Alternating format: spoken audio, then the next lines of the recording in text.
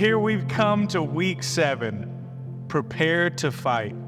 Now, my encouragement is to you, as you're preparing to fight, stand firm. We made it to the end of Ephesians, and Paul, he gives very clear instructions on how we're to enter this battlefield.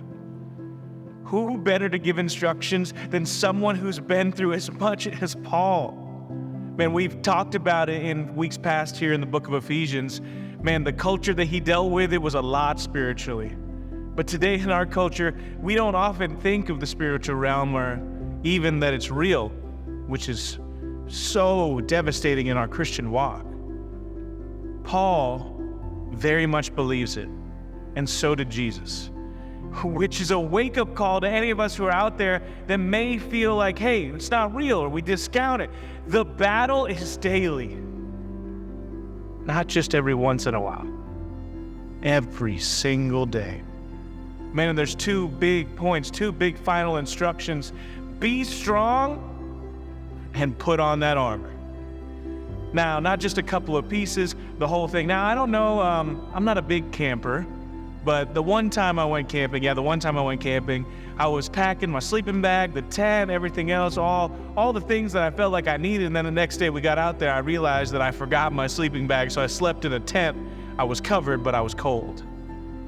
So for many of us, when we go on trips or we're doing anything else, we're checking multiple times to see if we have everything. And even after you've started on your journey, even after you've thought, hey, I've got everything that I need, many times your mind continues to run and you start thinking, what have I forgotten? Have I forgotten something? And now imagine if we were that way with the armor of God. Imagine if it wasn't just this afterthought, but it was like, man, what am I forgetting today? What am I forgetting in this battle as I'm entering this in the spiritual realm that we know God has control over? He's given us instructions on how to fight. It's God's strength, it's not yours, but you still need to be prepared. Man, be dependent, don't be passive.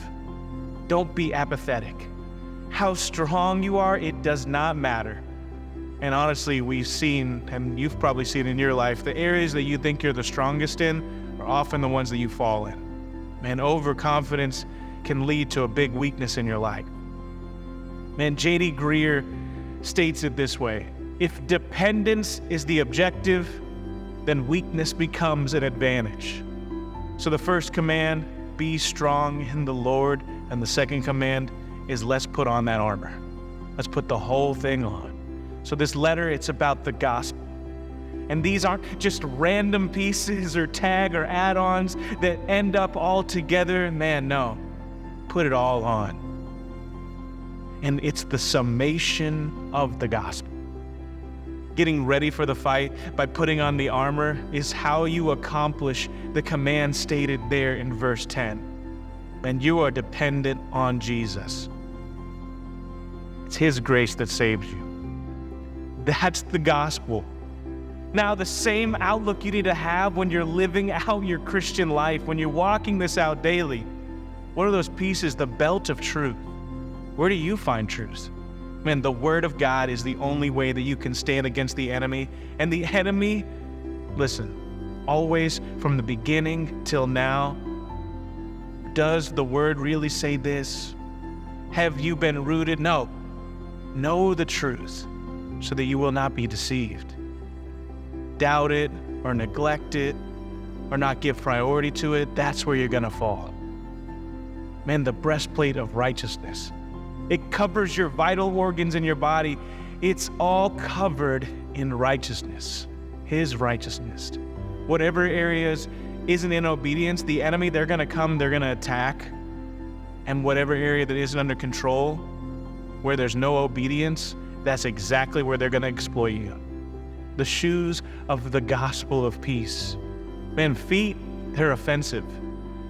Carry you into the battlefield. The gospel is a weapon to go on offense. Extend forgiveness that you have experienced yourself in the gospel. Give it the same way you received it, and don't let Satan have that stronghold in your life to where you're living a life of unforgiveness. Share the gospel. Man, it overcomes Satan. The shield of faith. You can't fight lies with logic. hide behind your faith. Man, cross, how far is God willing to go for us? Man, there's lying, there's doubts, there's attacks. Man, don't argue with Satan. Don't reason with him. Stand firm in your faith that you know is planted in Jesus. The helmet of salvation. Let God's grace saturate your entire mind. Man, you're putting salvation over your head, over your mind, so that it's the thing that consumes you. You are all I need, God, for everlasting joy. The sword of the Spirit. It's the Word of God. Master this book that gives us the truth to destroy the enemy by knowing God. And the piece here is praying at all times in the Spirit. And above all, praying in confidence in God, listening and being sensitive to what God's saying. Pray with God. Release His dynamic power into the world. Do you realize how much God is wanting you to do the things He's asked? And all we have to do in that process is ask Him for strength. Ask Him for these pieces. Help me remember, God, as I'm preparing this day, I'm fixing my eyes on You. You fix prayerlessness in your life when you believe the gospel. Here's a harsh reality. Life is war. We're in a battle. But be confident in God. And when you were lost, He chose you. When you were guilty, He forgave you. When you were dead, He raised you. He gave it all.